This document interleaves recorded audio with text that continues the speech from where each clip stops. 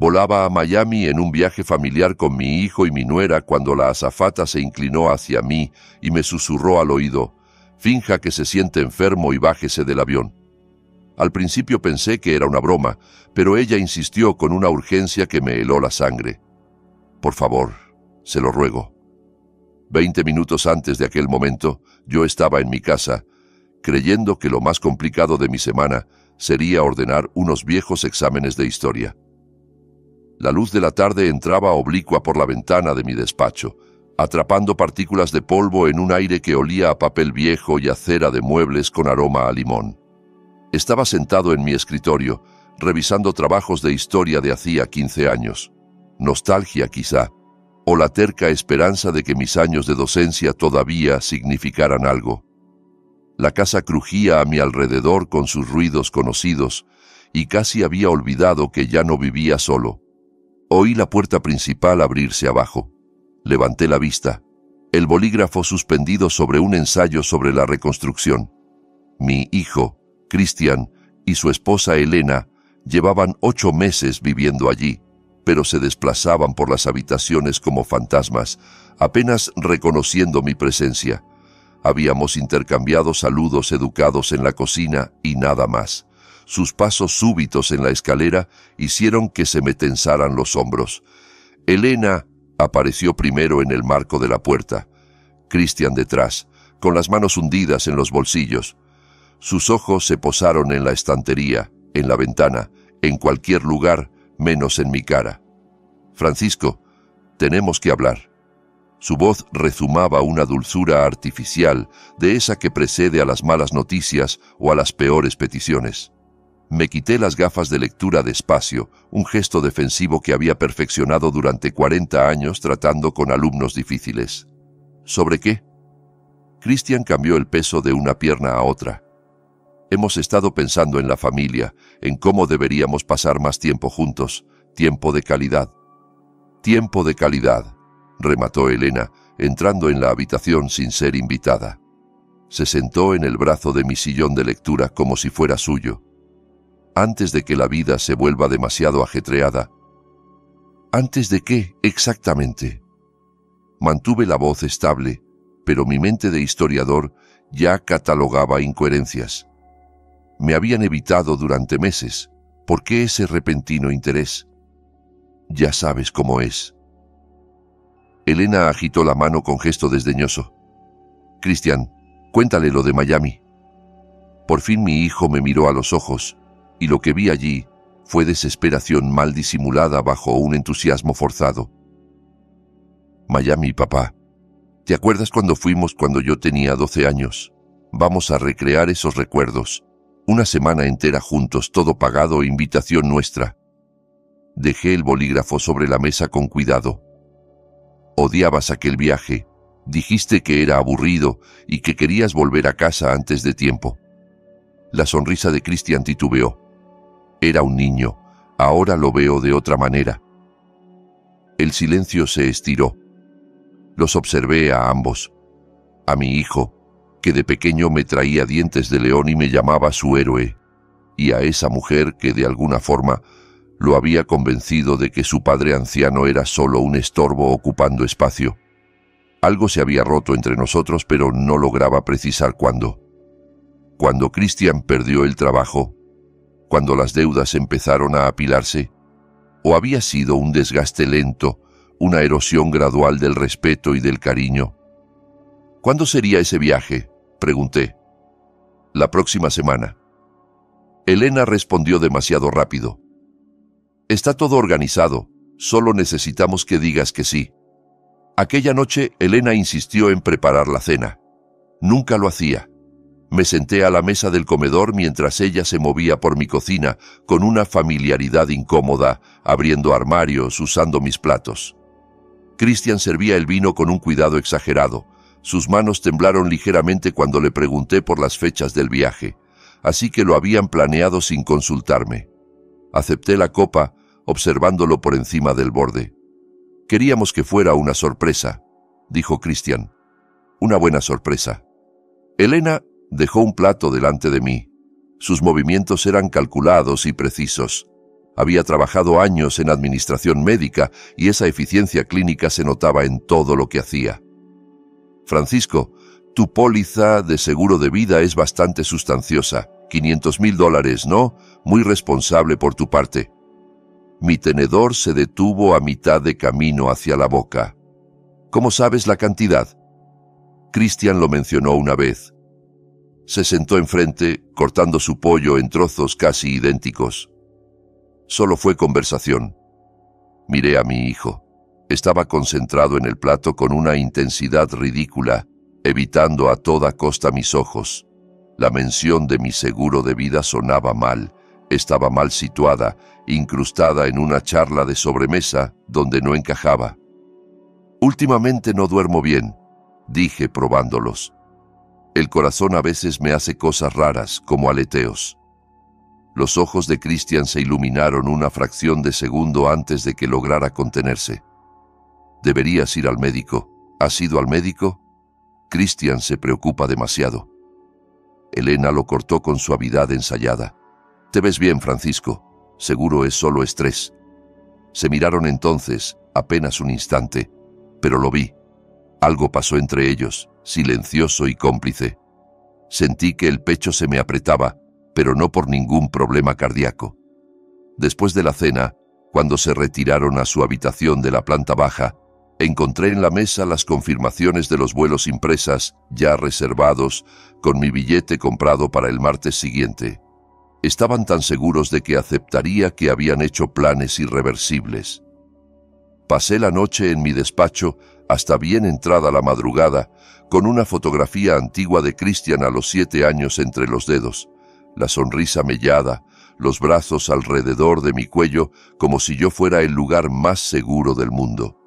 Ese niño se había convertido en el hombre que dormía bajo mi techo, tramando algo que aún no podía nombrar, pero que sentía en los huesos. 40 años enseñando historia me habían enseñado una cosa. La gente siempre deja evidencias. Siempre. Los patrones emergen.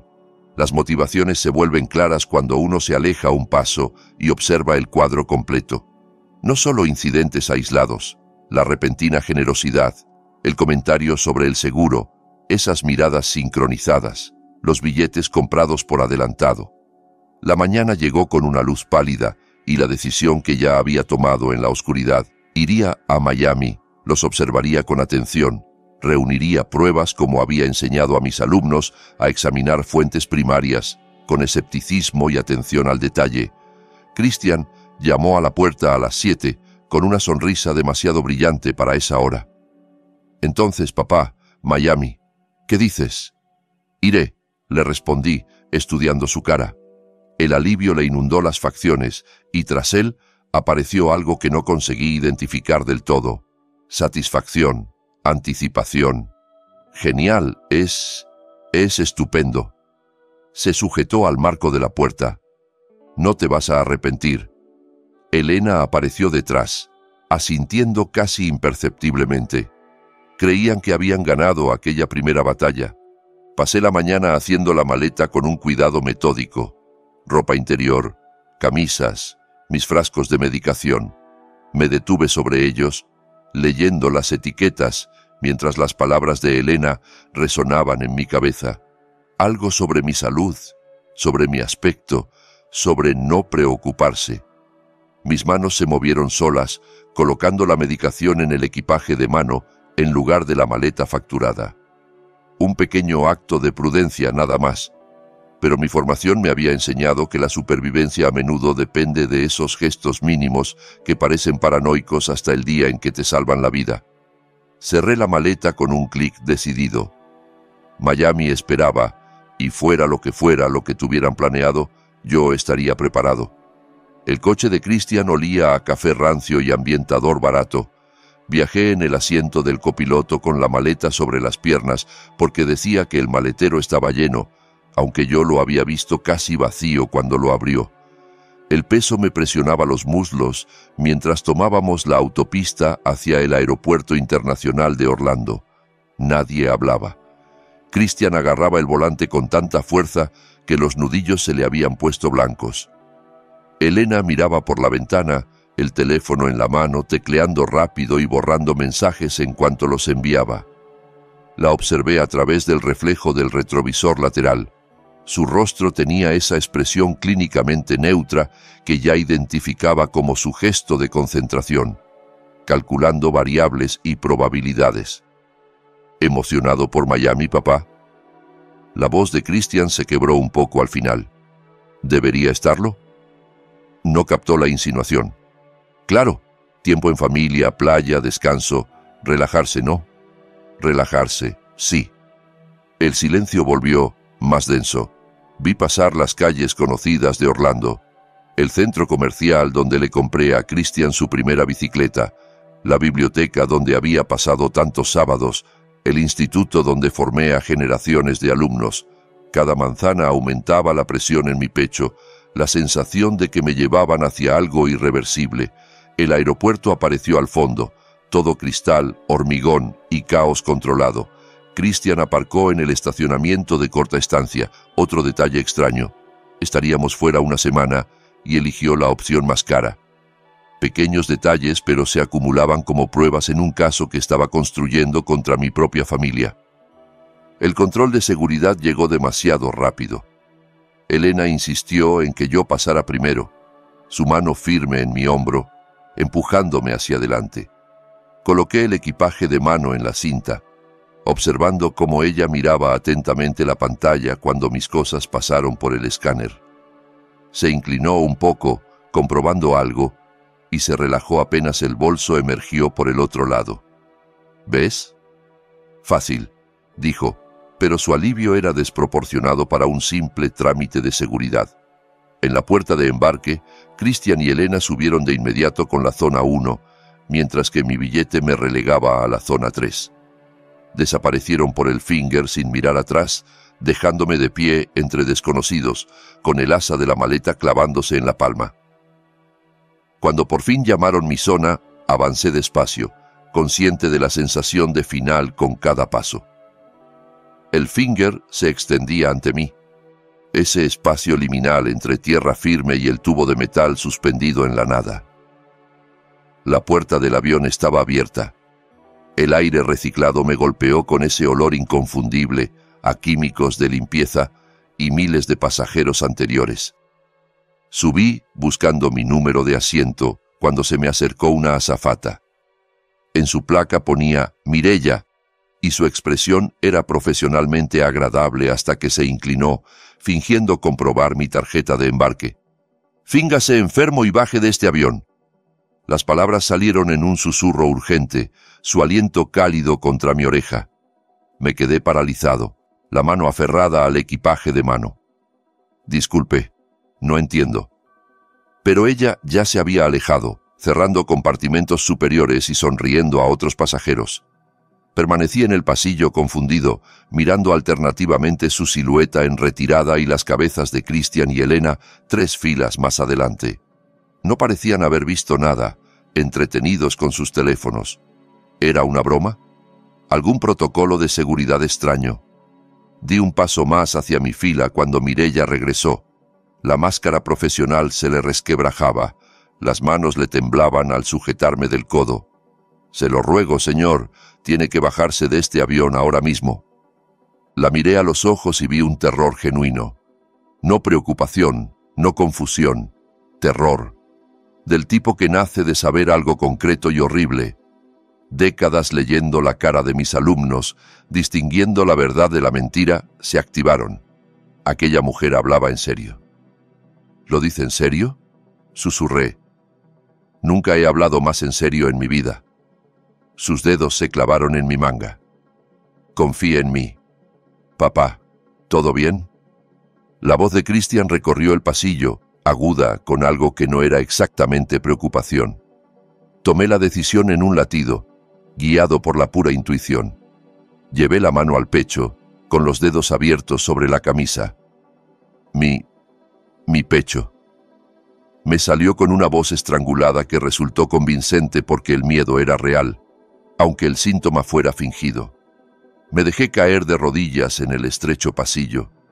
La interpretación me salió natural, impulsada por el terror auténtico que me recorría las venas. La reacción fue inmediata. La tripulación me rodeó, voces solapándose en modo crisis. «Señor, ¿puede respirar? Señor, míreme». Manos bajo mis brazos, levantándome, sosteniéndome. Llamaron a una silla de ruedas. Me dejé ayudar, pero mantuve la mirada afilada. El papel de anciano enfermo no incluía mi conciencia. Entre el revuelo, vi los rostros de Christian y Elena. Eso es lo que recuerdo con más claridad. No vi preocupación ni angustia, sino decepción. Pura decepción antes de que sus máscaras se recolocaran y empezaran a interpretar el papel de familiares preocupados delante del resto.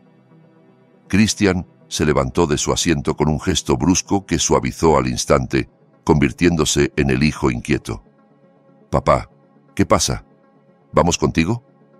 No, siéntense todos, por favor». Una tripulante bloqueó el pasillo. «Nos ocuparemos de él. Hay personal médico esperándolo fuera». Mientras me llevaban hacia atrás por el finger, oí la voz de Elena, baja, destinada solo a Christian, pero suficientemente clara en el silencio posterior. «Esto lo arruina todo». Y la respuesta ahogada de mi hijo: «No aquí, no ahora». La silla de ruedas me devolvió por el finger, de vuelta a la terminal, de vuelta al suelo firme. El teléfono vibró en mi bolsillo cuando me acomodaron en una pequeña sala médica. Un mensaje de Christian: «Papá, espero que te mejores. Te llamamos cuando aterricemos». Miré por la ventana cómo el avión se alejaba de la puerta, iniciando su rodaje hacia la pista. Christian y Elena iban dentro, haciéndose cada vez más pequeños y lejanos. La separación física se sentía absoluta, como si hubiera cruzado un umbral invisible del que ya no podría regresar a la inocencia de no saber. El avión desapareció en el cielo azul, un punto metálico más. «Señor Wilson». Me giré. Mireia estaba allí, aún con el uniforme pero ya fuera de servicio. Tenía el rostro pálido y agotado. Miró alrededor de la sala, buscando oídos indiscretos. «Tenemos que hablar», dijo con la voz tensa. «Ahora, en un lugar privado». La sala médica era pequeña, sin ventanas, con luces fluorescentes que zumbaban con ese ruido eléctrico que pone los nervios de punta. Un paramédico acababa de revisar mis constantes. «Todo está bien, seguramente ansiedad», dijo, y me dejó solo sobre la camilla, con el papel crujiente bajo mi peso. Por la estrecha ventanilla de la puerta se alcanzaba a ver la cola del avión perdiéndose entre las nubes, llevando a mi hijo y a mi nuera rumbo a Miami, mientras yo permanecía allí, con el corazón desbocado por razones que nada tenían que ver con un problema físico. Mi móvil vibró de nuevo. El tercer mensaje de Christian: «Papá, por favor contesta. Estamos preocupadísimos». Apagué el teléfono. La puerta se abrió. Mireia entró, todavía con su uniforme, pero con la compostura profesional hecha añicos como porcelana vieja. Cerró la puerta con firmeza, echó un vistazo al pasillo y luego se volvió hacia mí. Las manos le temblaban. «Necesito enseñarle algo». La voz le titubeó. «Lo que voy a hacer me puede costar el trabajo, pero no puedo permitir que esto pase». Me incorporé en la camilla. El papel volvió a crujir. «Enséñamelo». Sacó el móvil con dedos poco firmes, lo desbloqueó y buscó en su galería de vídeos. Grabé parte de una llamada que hizo en el baño antes de embarcar. Se detuvo para mirarme a los ojos. Su nuera. En la pantalla aparecía un cubículo de baño, sobre todo techo y tubos fluorescentes. El audio estaba algo amortiguado, pero las voces rebotaban en el eco de los azulejos. La voz de Elena era inconfundible, con esa precisión clínica. «Las pastillas se disuelven rápido en la bebida. No va a notar nada». Una pausa. «La altitud hace que un infarto sea más creíble. Emergencia a 10.000 metros, respuesta médica limitada, investigación más difícil». Otra pausa. 500.000. Christian está nervioso pero comprometido. Y se rió de verdad. Vi el vídeo una vez, dos, tres. Cada visionado sacaba a la luz una nueva capa de horror. Mi nuera hablando de mi muerte como si fuera una transacción comercial, valorando logística y tiempos, calculando el margen de beneficio de mi vida. ¿Con quién hablaba? Me sorprendió que mi voz saliera tan serena. No lo sé. Mireya bajó el móvil, pero mencionó que el plan ya estaba en marcha y que Christian estaba de acuerdo. Esas fueron sus palabras exactas. La miré fijamente. ¿Por qué hizo esto? ¿Por qué arriesgarse por un desconocido? Algo cruzó su rostro, un dolor antiguo apenas cicatrizado. Mi padre, hace 3 años. Un sobrino lo convenció de cambiar el testamento. Luego, se cayó por las escaleras. Dijeron que fue un accidente.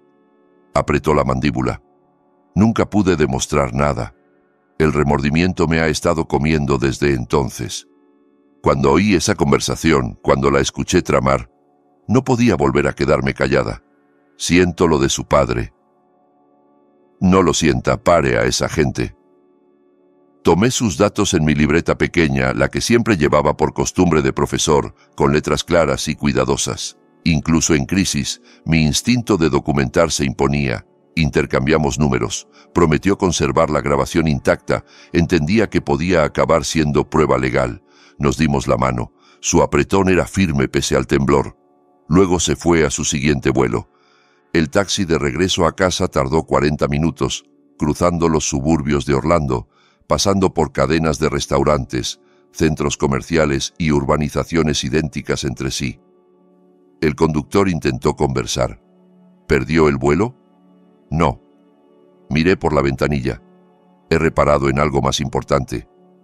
Cayó de inmediato, intuyendo que no quería explicar más. Mi casa apareció al fin. 2 plantas, fachada colonial y el jardín que había cuidado durante 30 años. El coche de Christian no estaba en la entrada. Ellos seguían rumbo a Miami, preguntándose por qué había fallado su plan, tratando de improvisar. Le pagué al taxista, caminé por el sendero y abrí mi propia puerta. La casa se sentía distinta, violada, sabiendo ahora lo que allí se había planeado, lo que se había hablado en mi mesa, tramado en los dormitorios del pasillo. Dejé el equipaje junto a la escalera y fui directo a mi despacho. El archivador metálico conservaba décadas de documentación, pólizas, extractos bancarios, documentos legales, escrituras. Lo saqué todo y lo extendí sobre la mesa del comedor, ordenándolo de manera sistemática, cronológica, por categorías, la metodología del profesor aplicada a mi propia supervivencia. Las horas pasaron, la luz de fuera se volvió atardecer y luego noche cerrada. Me puse las gafas y examiné cada documento bajo una lámpara potente, buscando incongruencias, señales de manipulación, pruebas de la conspiración que Mireya me había revelado. Y las encontré. El formulario de beneficiario del seguro de vida, fechado 6 meses atrás, cambiando a la beneficiaria principal, de mi sobrina en Atlanta, a Christian Wilson. La firma del final intentaba imitar mi caligrafía, pero fallaba. La F de Francisco estaba mal hecha, demasiado adornada. Yo nunca remataba así ese trazo. Fotografié el documento con mi móvil. Conservación de pruebas. Más abajo aparecieron horrores adicionales. Movimientos bancarios que nunca había autorizado. $38,000 en 6 meses, sacados en cantidades lo bastante pequeñas como para escapar a una revisión superficial. Un poder notarial que otorgaba a Christian autoridad financiera, firmado con mi nombre falsificado. Informes médicos que yo jamás había visto, describiendo un deterioro cognitivo inexistente. Llevaban meses construyendo sobre el papel mi incompetencia mientras yo daba clases nocturnas en el centro comunitario, corregía exámenes y llevaba una vida normal. Habían creado una ficción de mente fallida para justificar su control, para explicar mi muerte como consecuencia natural de una salud en declive. Pruebas, cronología, motivo, método, dije en voz alta, viejo hábito de profesor resurgiendo. Lo han planeado meses. Sostuve el poder notarial falso, observando la firma que no era mía. Esto no es un arrebato. Es sistemático, premeditado, sofisticado. Los documentos siguieron extendidos sobre la mesa. No pude recogerlos. Eran la prueba física de la traición, la evidencia tangible de hasta qué punto me habían engañado. Me senté en el sillón de lectura mientras la medianoche se acercaba y la casa quedaba en silencio. Mi hijo, en algún lugar del cielo rumbo a Miami, le estaría asegurando a Elena que encontrarían otra oportunidad, otro método. No sabían que yo tenía la grabación, no sabían que había descubierto sus documentos falsos, no sabían que la presa ahora estaba alerta. Mis manos, apoyadas en los reposabrazos, estaban firmes. El shock se había consumido, dejando algo frío y enfocado. No solo intentaron matarme, llevaban meses robándome la vida pedazo a pedazo, borrando mi autonomía, preparando mi borrado completo. Era hora de recuperarlo todo. 3 días habían pasado desde que encontré los documentos falsificados. 3 días esquivando las preguntas fingidamente preocupadas de Christian y Elena, desviando su atención con vagas excusas sobre molestias estomacales desde el episodio en el aeropuerto. 3 días de investigación, leyendo reseñas de abogados, haciendo llamadas discretas, organizando las pruebas en carpetas codificadas por colores que ahora se apilaban ordenadas sobre mi escritorio. Nicholas Clark llegó puntual a las 2, como habíamos acordado. 50 y tantos años, canas entre el pelo oscuro, un maletín caro que delataba una carrera exitosa. Especialista en derecho sucesorio con 20 años de experiencia. Su apretón de manos fue firme, su mirada aguda, evaluadora. «Señor Wilson, gracias por confiar en mí». Se sentó frente a mí, abrió el maletín, sacó un portátil y un bloc legal. «Cuénteme todo lo que ha encontrado». Le deslicé la primera carpeta. Pestaña azul, documentos financieros. Su compostura profesional se mantuvo durante las primeras páginas, pero empezó a resquebrajarse a medida que el alcance se hacía evidente. Firmas falsas, beneficiarios cambiados, poderes notariales fraudulentos. Sus dedos se movían más rápido, pasando páginas, cruzando fechas, trazando la cronología. ¿Cuándo fue la última vez que revisó estos documentos personalmente? El bolígrafo flotaba sobre el bloc. La póliza del seguro, hace 5 años, cuando me jubilé. ¿Y nunca autorizó ningún cambio de beneficiario? Jamás. Mi voz sonó firme. Esa póliza era para mi sobrina en Atlanta. Se pagó la carrera de enfermería trabajando y quería dejarle algo.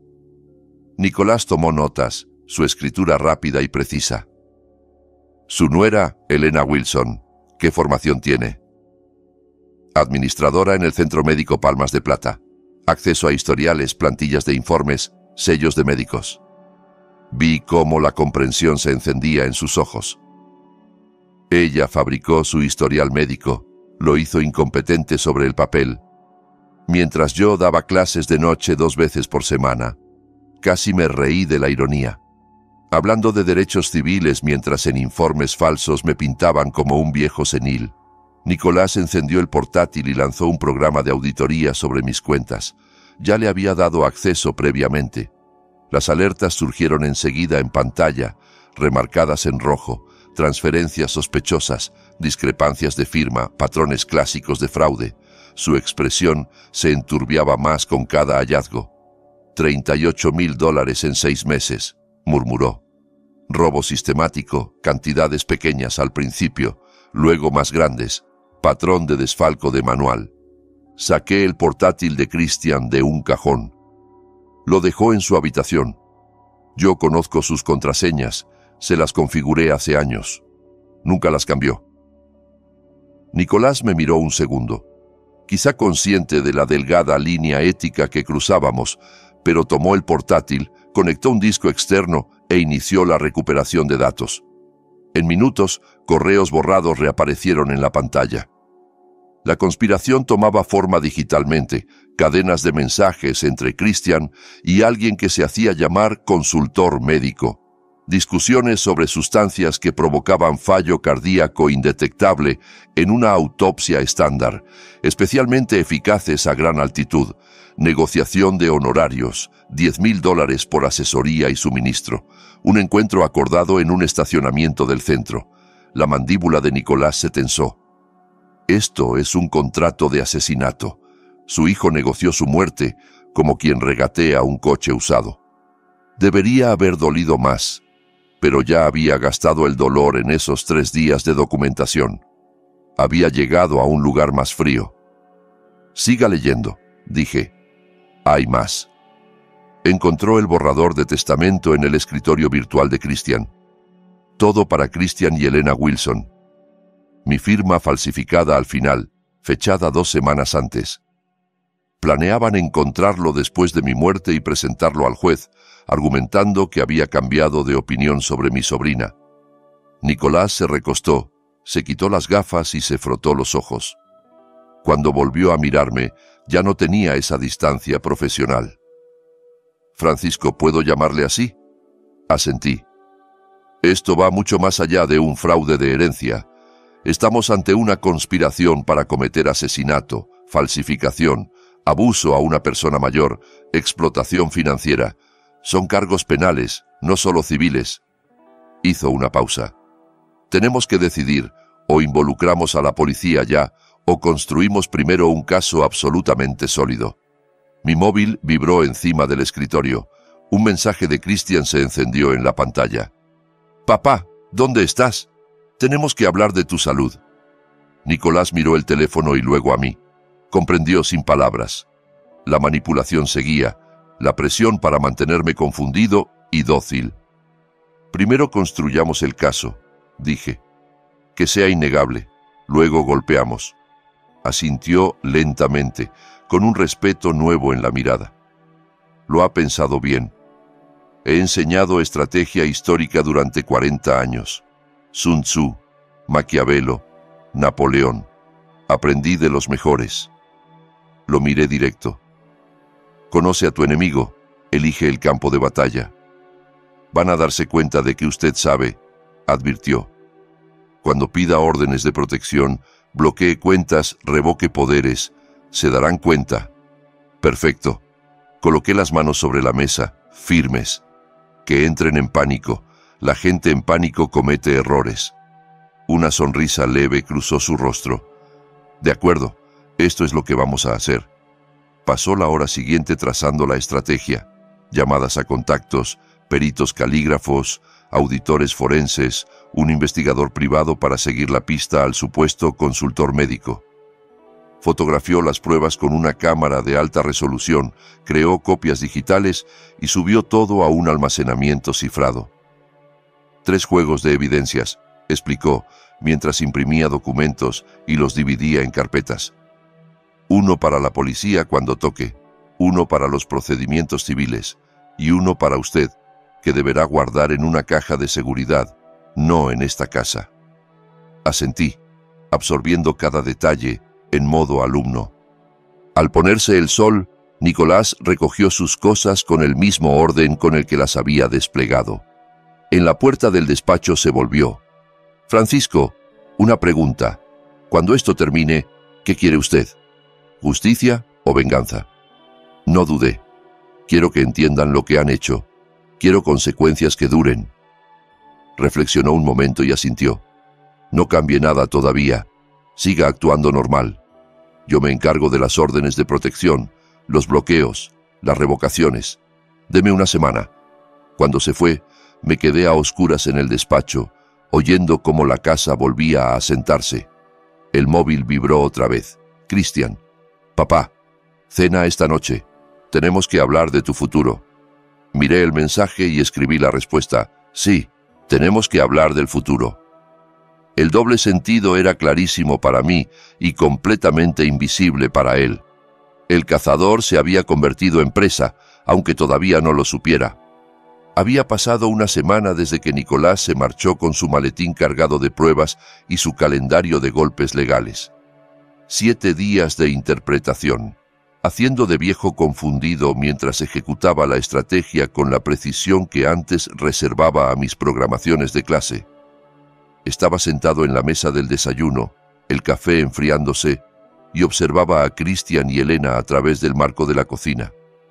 Acababan de llegar del trabajo, la corbata de Christian medio suelta, la máscara profesional de Elena intacta. Ninguno sabía que, mientras yo deambulaba por la casa preguntando qué pastillas me tocaban y dónde había dejado las gafas, estaba desmontando pieza a pieza los cimientos de su conspiración. «¿Papá?» Christian asomó la cabeza. «¿Estás bien? Llevas 10 minutos mirando el café». Parpadeé despacio, perfeccionando la mirada vacía. «Ah, sí. Estaba pensando en algo. No recuerdo en qué. Ya se me fue». La mirada que intercambiaron fue triunfante. Los vi ver lo que querían ver: deterioro, declive, la incompetencia mental que sus papeles falsos describían. Lo que no veían era la cámara de seguridad sobre la nevera, grabando cada microexpresión y cada sonrisa satisfecha. Las cámaras las habían instalado 3 días antes, una empresa de seguridad perfectamente legal. Les expliqué que andaba olvidando cerrar puertas y me preocupaban los robos. Christian y Elena aprobaron encantados. «Por tu seguridad, papá», dijo mi hijo. «Es una gran idea». No revisaron el contrato con atención. No notaron que las cámaras grababan también audio, ni entendieron que cada conversación privada, cada susurro conspirador, quedaba capturado y subido a una nube a la que solo yo tenía acceso. El técnico fue claro. «Grabación las 24 horas, señor. Cobertura completa. También sonido. También sonido». Repetí, fingiendo confusión. «¿Audio en todas las cámaras?» «Sí, señor. Nítido». Christian intervino entonces con el ceño fruncido. «Papá, ¿no es muy caro?» «Mi seguridad lo vale», respondí con un gesto vago. «He estado tan despistado últimamente, no se puede ser demasiado cuidadoso». Aquella noche añadí mi propio refuerzo, una pequeña grabadora oculta en la rejilla de ventilación sobre el comedor, el mismo truco que usaba en el instituto para desenmascarar a los alumnos que copiaban en los exámenes. Micrófono en el techo, voces traicionadas por su confianza. La grabadora dio frutos enseguida. Christian y Elena tenían las conversaciones más sinceras allí, bien entrada la noche, convencidos de estar solos. Yo las escuchaba con auriculares, tomando notas. «Lo del avión debía haber funcionado», escupió Elena 2 noches atrás, con una frustración que atravesaba cualquier máscara. «Ahora volvemos al punto de partida. Tú dijiste que las pastillas eran indetectables», replicó Christian. «Tú dijiste». «Dije muchas cosas. Ahora toca el plan B, declararlo incompetente. ¿Y si se resiste? No lo hará. Míralo últimamente. Ya está a mitad de camino. Lo grabé todo». Mi rostro, en la oscuridad de mi dormitorio, permanecía inexpresivo mientras las palabras se acumulaban como munición. Pero el trabajo más delicado ocurría de madrugada, cuando Christian dormía. Su portátil vivía en su escritorio, a menudo medio abierto. Mis clases de alfabetización digital me habían enseñado a navegar sistemas, copiar discos, rescatar archivos. El disco duro externo que había comprado vivía escondido en mi escritorio, llenándose con cada incursión nocturna.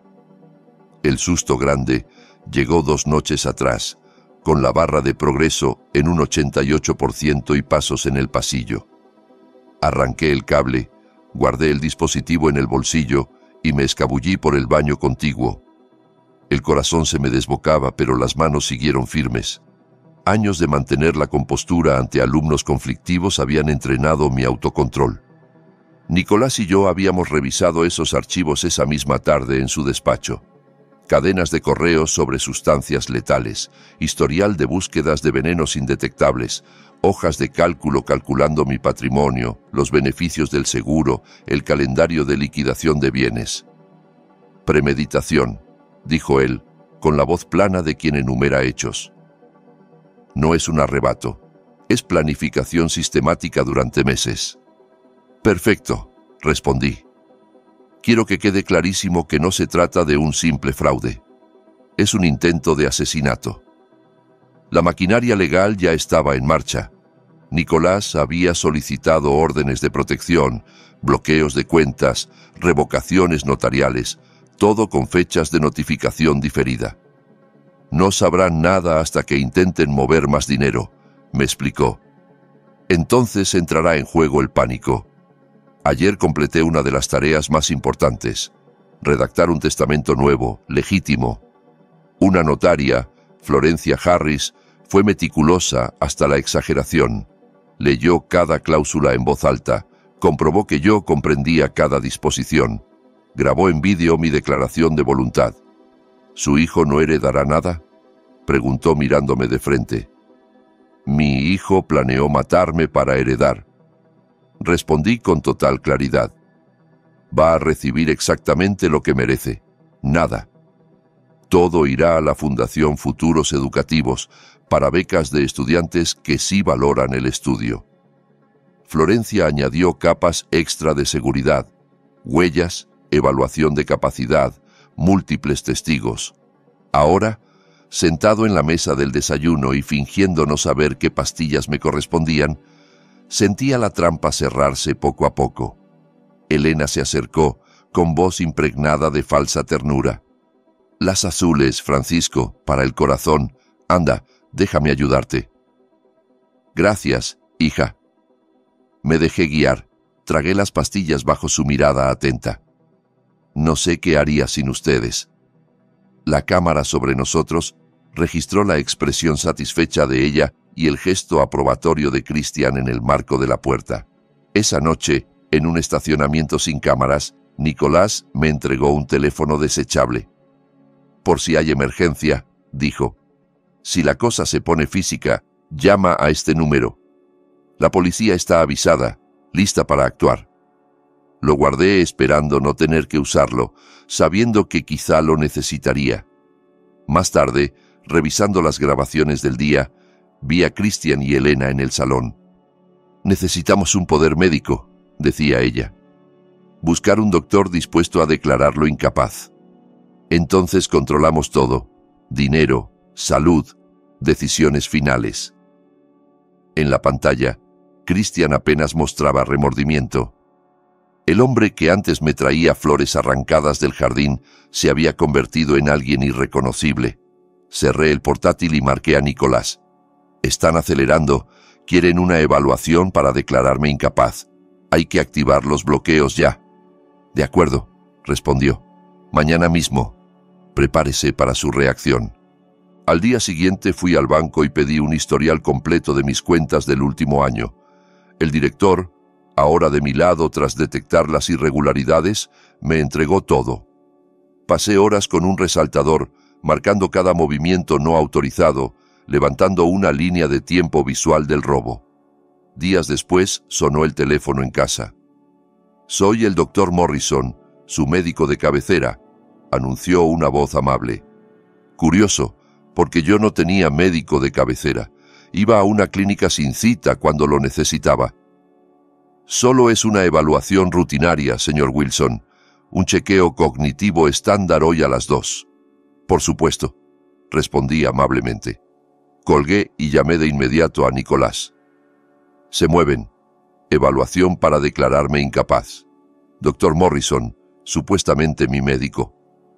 Hubo un silencio mientras consultaba algo. No hay ningún médico con ese nombre en el colegio de Florida, es falso. Así que quieren usar un doctor inventado para declararme incompetente. Más fraude. Mantenga la cita, dijo. Grabe todo. Mañana a primera hora usted verá a una psiquiatra de verdad, la doctora Patricia Chen, 30 años de experiencia, reputación impecable. Tendremos un informe serio que contraste con esa farsa. En el juzgado, su mentira se caerá sola. La consulta del falso doctor resultó ser todo lo que esperaba. Una oficina mediocre con un cartel improvisado pegado en la puerta, un hombre con bata y sonrisa vacía, preguntas dirigidas a que cualquier respuesta sonara a confusión. Llevaba la grabadora oculta encendida. Respondí con calma y guardé cada segundo. Al día siguiente, en el despacho de la doctora Chen, el contraste era abrumador. Mobiliario cuidado, olor suave a lavanda, preguntas profundas. Hice ejercicios de memoria, patrones, razonamiento. Respondí con fechas exactas, ejemplos, razonamientos encadenados. Ella observaba tanto mis respuestas como la forma de llegar a ellas. Al final, dejó el bolígrafo. Está plenamente capacitado, señor Wilson, sin signos de demencia ni delirios, capacidad de análisis por encima de la media de su edad. Acepté el informe preliminar con una satisfacción serena, pero esa sensación duró poco. Al volver a casa, encontré el coche de Christian bloqueando la entrada. Me esperaba en el porche, un sobre en la mano, la cara tensa con esa determinación desesperada que había visto en alumnos pillados copiando y dispuestos a su última mentira. Se acercó antes de que pudiera siquiera cerrar la puerta del coche. La mano le temblaba ligeramente mientras me tendía el sobre. «Papá, esto es por tu bien. No estás bien. Tenemos que protegerte». Tomé los papeles y los leí con calma. Una solicitud de tutela por incapacidad. Las acusaciones eran detalladas y demoledoras. Delirios paranoides sobre la familia, pérdida progresiva de memoria, incompetencia financiera, peligro para mí mismo por comportamiento errático. Había informes, testigos, registros médicos falsos, todo cuidadosamente redactado. Leí cada frase mientras Christian no dejaba de moverse a mi alrededor, incapaz de sostenerme la mirada. ¿Protegerme de quién, Christian?, pregunté al final con voz baja. ¿De mí o de ti? No respondió. Huyó a su coche como si la casa se le viniera encima. Nicolás llegó una hora después. Extendimos los documentos sobre la mesa del comedor, el mismo lugar donde todo aquello había empezado. Su calma profesional se quebró al leer. Dicen que estás incapacitado. Después de que fallara el intento de matarte, te quieren senil por decreto. Pasó páginas. La desfachatez es increíble. Estos testimonios, estos informes. La desesperación hace audaces a los cobardes, dije. Mira la lista de testigos. Varios vecinos declaraban haberme visto perdido, desorientado, confundiendo nombres. El señor Chen del club de lectura aseguraba que ya no seguía las discusiones. Una doctora del Centro Médico Palmas de Plata, Sarah Williams, había firmado una evaluación psiquiátrica describiendo una demencia avanzada. Nunca he visto a esa mujer en mi vida, aclaré. Pero su licencia es real. Elena la convenció o la engañó. Señalé otro nombre. ¿Y ellos? Tengo que hablar con ellos. Esa tarde, fui puerta por puerta con mi vieja libreta bajo el brazo. La mayoría de los vecinos parecían avergonzados. La señora Patterson tenía la voz temblorosa. Christian me dijo que era solo para ayudarte, que tú estabas de acuerdo. No pensé que fuera para un juicio. ¿Qué vio exactamente, Margarita? Te vi en el jardín de noche, en pijama, junto a los arbustos. Estaba revisando las cámaras que acabo de instalar, eran las 11, no medianoche, y llevaba shorts y camiseta. Le respondí, sin dureza pero con firmeza. Christian te mostró lo que quiso. El contexto lo puso él. Ella rompió a llorar, prometiendo retractarse. Otros 2 vecinos contaron historias similares, detalles reales, interpretados para pintarme como un anciano perdido. Pero hubo 3 que se negaron a hablar conmigo. Luego supe que Christian les había pagado. La vista preliminar llegó 2 semanas después. Me senté junto a Nicolás, la espalda recta, tomando notas. Una postura es, a veces, un argumento. Christian y Elena estaban al otro lado con su abogado de traje perfecto.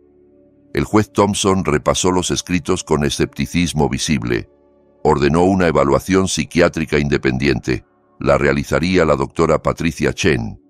Nicolás y yo nos miramos un instante. Ella ya me había evaluado. Sabía que estaba lúcido. La trampa funcionaba. Al acabar la audiencia, Nicolás presionó. Tenemos pruebas de sobra para ir a la policía ya. Intento de asesinato, fraude, falsificación. Podríamos pararlo aquí. Negué con la cabeza. Si lo hacemos ahora, sabrán que lo sabemos todo. Se atrincherarán, quizá huyan. Quiero que sigan creyendo que tienen posibilidades, que se entierren ellos mismos. Es arriesgado, advirtió. Yo enseñé 40 años, respondí. Los alumnos muestran su verdadera cara cuando se creen ganando. Deja que sigan ganando un poco más. Semanas después, las deudas de juego de Christian salieron a la luz. $75,000 repartidos entre apuestas deportivas, partidas clandestinas y casinos. Los mensajes de cobradores eran cada vez más agresivos. Esa necesidad de dinero explicaba por sí sola su disposición a venderse. Mientras tanto, seguí construyendo mi mural en el despacho. Fotografías, documentos, fechas, todo unido por cordeles como en las películas de detectives, salvo que no era ficción. Cada hilo llevaba a mi hijo y a Elena. Llegó el informe oficial de la doctora Chen, esta vez para el juzgado. Capacidad plena, sin signos de demencia ni delirios, habilidades analíticas superiores a la media. Recomendación: rechazar la tutela. Nicolás puso sobre la mesa aquel informe, junto a las cajas de pruebas. Hoy presentamos todo, dijo. Todo, confirmé. La contrademanda tenía 47 páginas y detallaba 18 delitos: intento de homicidio, conspiración, fraude, falsificación, abuso a persona mayor, manipulación de testigos, obstrucción. La denuncia penal sumaba 23 páginas, las pruebas llenaban 2 cajas. Cuando la funcionaria del juzgado vio el contenido, llamó a su superior. En horas, un juez programó audiencias de urgencia. El sistema reconocía el peso de lo que llevaba encima. Esa tarde, un notificador profesional fue a mi casa, donde Christian y Elena todavía vivían, porque yo, deliberadamente, no los había echado antes. Yo los observaba desde el coche, al otro lado de la calle, grabando con el móvil. Tocaron el timbre. Elena abrió. Recibió el sobre, escuchó la fórmula legal y cerró la puerta. La cámara de mi móvil captó su rostro mientras leía la primera página. Sorpresa, comprensión, miedo. Llamó a gritos a Christian. Discutieron junto a la ventana, gesticulando. El informe del notificador, incorporado después al expediente, recogía sus palabras textuales. Tú dijiste que era demasiado viejo para darse cuenta. Lo prometiste. Esa noche, las cámaras de mi casa registraron su pánico. Christian frente al ordenador, borrando archivos, vaciando la papelera, intentando formatear discos. Elena alimentando la destructora de papel hasta que se atascó y la pateó para seguir rompiendo documentos a mano. Nicolás miraba las imágenes en tiempo real desde su despacho. Están destruyendo pruebas, comentó por teléfono, con un tono en el que se mezclaban indignación y satisfacción. Cada archivo que borran es otro cargo, obstrucción, conciencia de culpa. Se incriminan solos. Al día siguiente, su abogado pidió una reunión urgente con Nicolás. La oferta de acuerdo llegó rápido. Devolver los $38,000, abandonar mi casa, renunciar a cualquier herencia, aceptar una orden de alejamiento. A cambio, yo retiraría todos los cargos. Nicolás trajo la propuesta a mi mesa. La leí despacio. Quieren irse, devolver el dinero robado, prometer buen comportamiento y no enfrentar ninguna consecuencia por intentar matarme. Esa es la idea. Rompí el papel en 2, luego en 4, luego en trozos minúsculos. Los dejé caer como nieve sobre el mantel. Intentaron asesinarme, Nicolás. No robarme. Asesinarme. Elena buscó venenos indetectables. Christian pactó el precio de mi muerte. Lo planearon durante meses, mientras vivían en mi casa, comiendo mi comida, fingiendo cuidarme. No van a comprar su salida. El juicio siempre tiene riesgos. He enseñado 40 años. Los alumnos que copiaban y luego recibían un «no pasa nada, pero no lo vuelvas a hacer», nunca aprendían. Solo las consecuencias enseñan de verdad. Ellos necesitan esa lección. Siga adelante. Nicolás recogió los restos del papel y los añadió a la carpeta, como una prueba más, constancia de que rechazaba cualquier pacto. Mireia llamó esa noche, al enterarse de que su vídeo sería presentado en juicio. Me dijeron que estás llevando esto hasta el final. Tu grabación es central, confirmé. ¿Estás dispuesta a declarar? Por supuesto. Su voz, esta vez, era firme. A mi padre nadie le hizo justicia. Tal vez, a través de este caso, algo de esa justicia llegue. Voy a contarlo todo.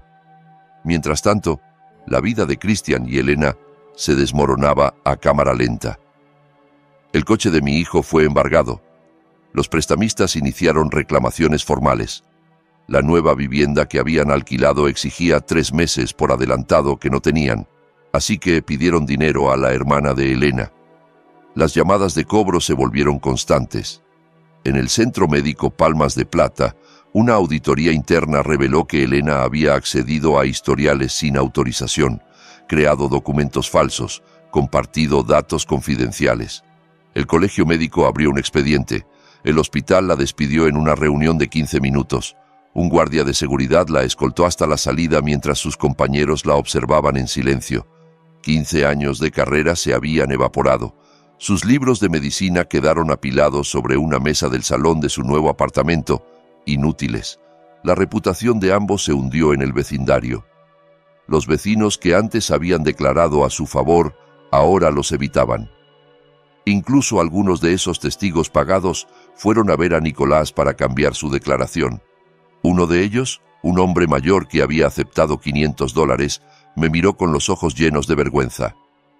Christian dijo que tú habías firmado todo, que solo era un trámite. Yo necesitaba el dinero para el alquiler, pero luego supe lo que pretendían. Eso no es ayudar con papeles, eso es asesinato. Entonces cuente toda la verdad, le pedí. Nada más. 3 semanas después de que rechazara el acuerdo, la casa estaba extrañamente ligera. Christian y Elena se habían marchado por fin, tras una orden de desalojo. Recorrí las habitaciones que habían ocupado, facturas sin pagar en el suelo, marcos rotos, ropa abandonada. El trofeo de béisbol de la infancia de Christian, irónicamente ganado por Juego Limpio. Libros de medicina de Elena, herramientas de un oficio que había convertido en arma. El álbum de su boda, testimonio de un matrimonio que ahora era un campo de ruinas. Lo fotografié todo, no por crueldad, sino por instinto. Registrar, guardar. El juicio fue señalado para finales de agosto. Marqué la fecha en el calendario y colgué el traje que iba a usar. 3 días antes, la hermana de Elena apareció en el despacho de Nicolás, con un sobre en la mano y expresión de derrota. Me pidieron que trajera esto. Les dije que era inútil, pero son familia. Leyó en voz alta. Ofrecían $100,000 si retiraba todos los cargos. Reconocían errores y malentendidos. ¿Errores? Repetí. Llaman errores a planear un asesinato. La cuñada bajó la vista. No reconozco a mi hermana. Escribí una frase en el propio documento con mi letra clara de profesor. La justicia no está en venta. Nos vemos en el juzgado. Se lo devolví sin firmar. No lo aceptarán, susurró. Estarán destrozados. Deberían estarlo, respondí. Es la reacción razonable cuando uno intenta matar a su propio padre y fracasa. El día del juicio amaneció con un cielo recién lavado.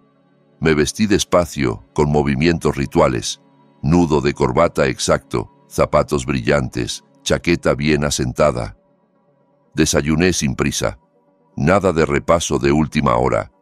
Preparar a los alumnos para un examen me había enseñado que, llegado el momento, lo que no esté en la cabeza ya no entra.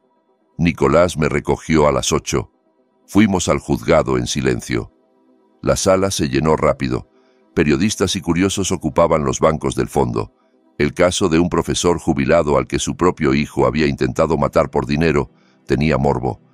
Christian y Elena estaban con su abogado, más pequeños de lo que los recordaba, la soberbia reducida a miedo. Me senté junto a la fiscalía, la espalda erguida. El juez entró. Todos nos pusimos en pie. Las declaraciones iniciales de la fiscal fueron claras y directas. Expuso el plan para envenenarme en pleno vuelo, la manipulación de documentos, el fraude continuado. La defensa intentó vestirlo de malos entendidos familiares, de mal manejo del estrés económico. El jurado escuchó, serio. Las evidencias hablarían mejor que cualquiera. El vídeo de Mireya se proyectó en pantallas grandes. Su voz llenó la sala al relatar la llamada en el baño. El audio se oyó nítido. Las pastillas, el infarto, los $500,000. Christian se encogió en su asiento.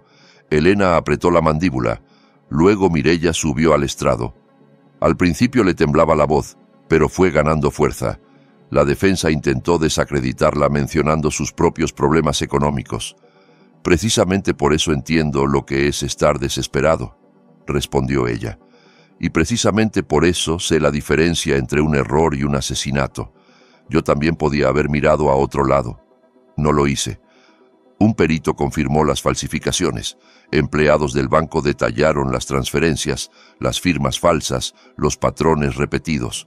La doctora Chen explicó con una serenidad demoledora que yo estaba en pleno uso de mis facultades y que el informe presentado por la supuesta doctora Williams era incompatible con cualquier ética médica. Los correos con el consultor sobre sustancias letales se leyeron frase por frase. Cada prueba encajaba con la siguiente como piezas de un rompecabezas que solo dibujaba una imagen posible. Cuando llegó mi turno de declarar, juré decir la verdad y me senté. 40 años de dar clase me habían preparado para hablar ante público, gestionar la atención, hacerme entender.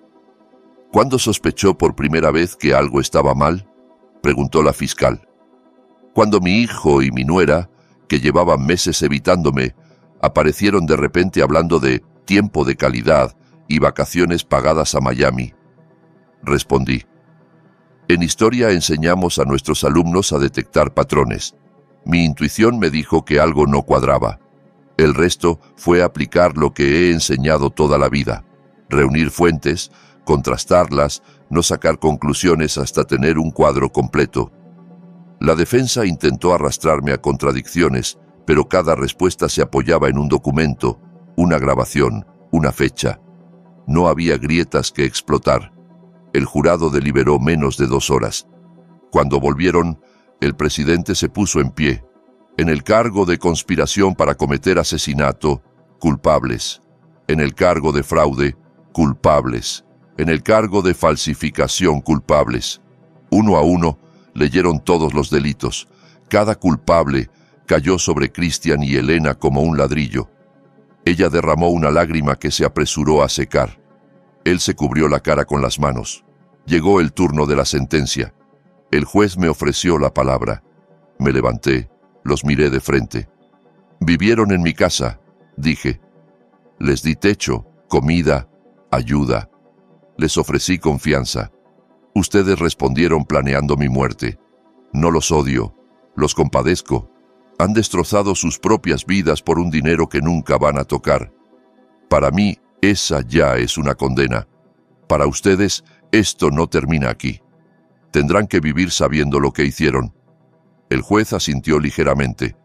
Decidí no pedir cárcel.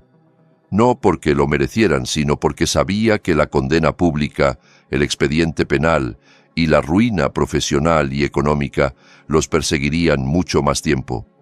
El juez, sin embargo, fue duro.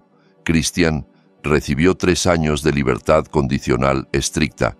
Elena, 5, por utilizar su posición en el sistema de salud para delinquir. Ambos debían devolver los $38,000 y pagar $50,000 más en daños. Perdieron para siempre cualquier derecho sobre mi herencia. La orden de alejamiento fue permanente.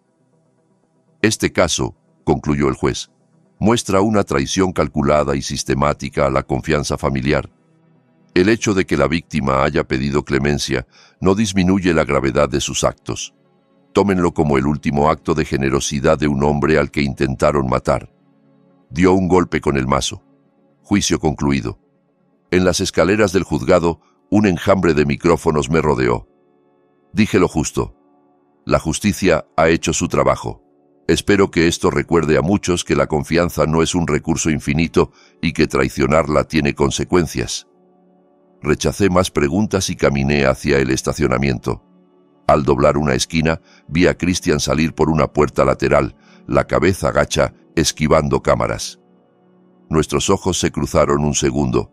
Fue él quien apartó la mirada.